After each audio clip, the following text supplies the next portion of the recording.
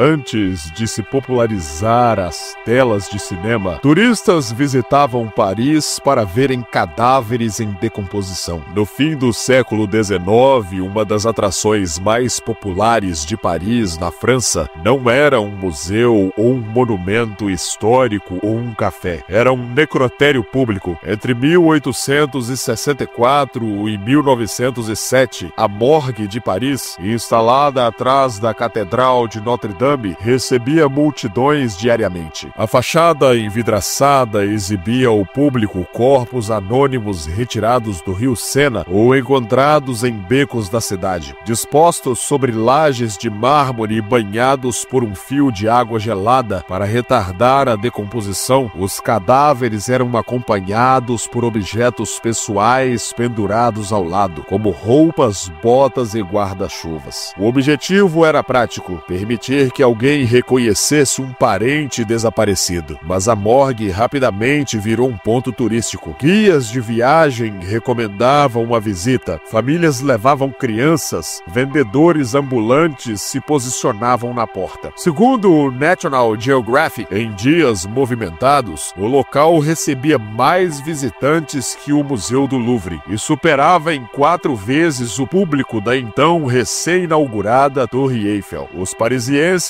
iam para olhar e voltavam para acompanhar os desdobramentos, principalmente quando a história envolvia crimes, mistérios ou mortes trágicas. A primeira morgue.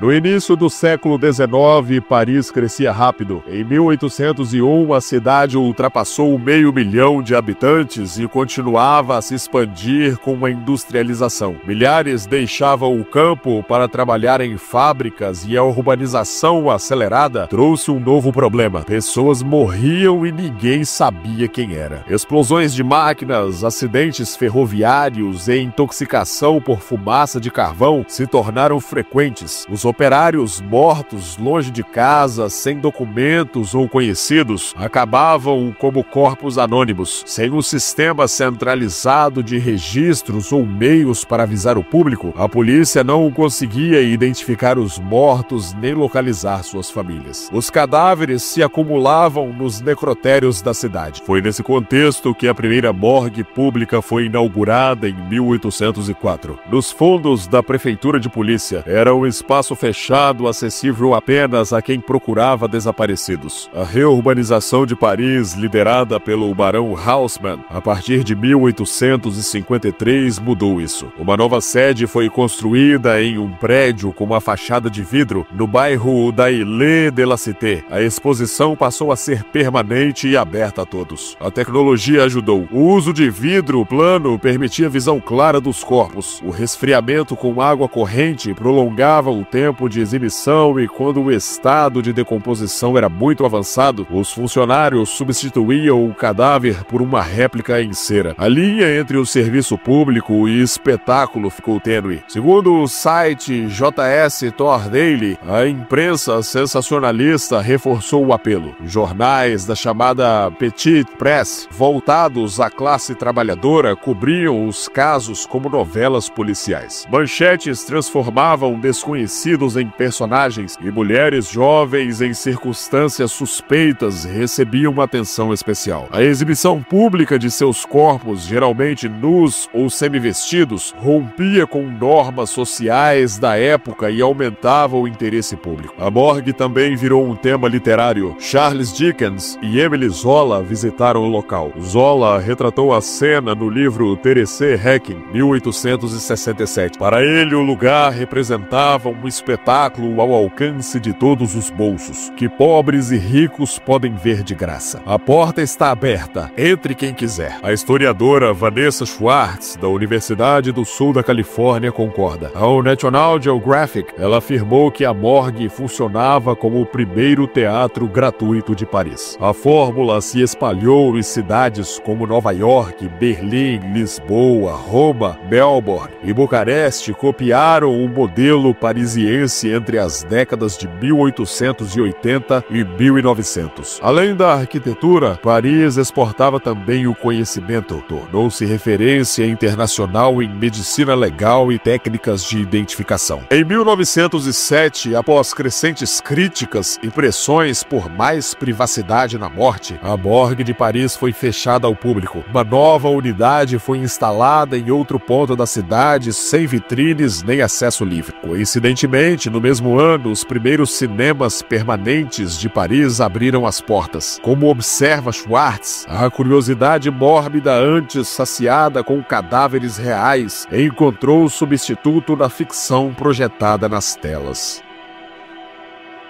A desconhecida do Sena.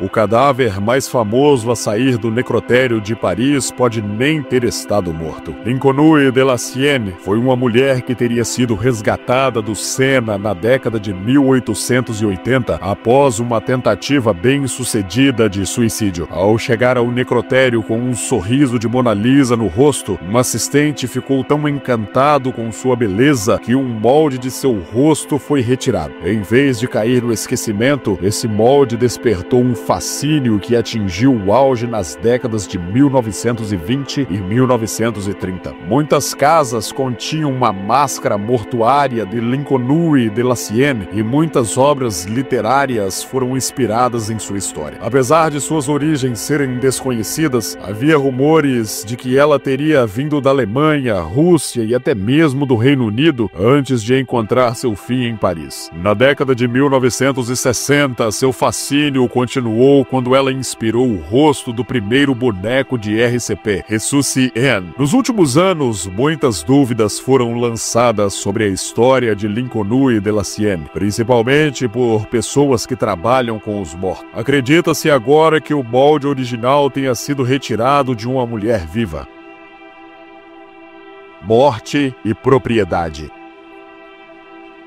O necrotério foi finalmente fechado ao público em 1907 por questões morais, gerando reclamações de comerciantes locais, vendedores ambulantes e jornalistas. Podemos olhar para trás e nos perguntar como o povo de Paris conseguia olhar para os corpos inchados e degradados de seus semelhantes e não ser afetado, apenas para lembrar que a morte estava muito mais próxima deles do que de nós. Pessoas ainda eram executadas em público até 1939. Pneumonia e gripe ainda eram causas comuns de morte, e mortalidade infantil era alta e a maioria das pessoas morria em casa. À medida que a ciência médica avançava, pessoas de todas as idades começavam a sobreviver em maior número e a morte lentamente desapareceu da vista em hospitais e asilos. Isso não quer dizer que não tenhamos nossa própria atração pela morte hoje. A exposição Mundos Corporais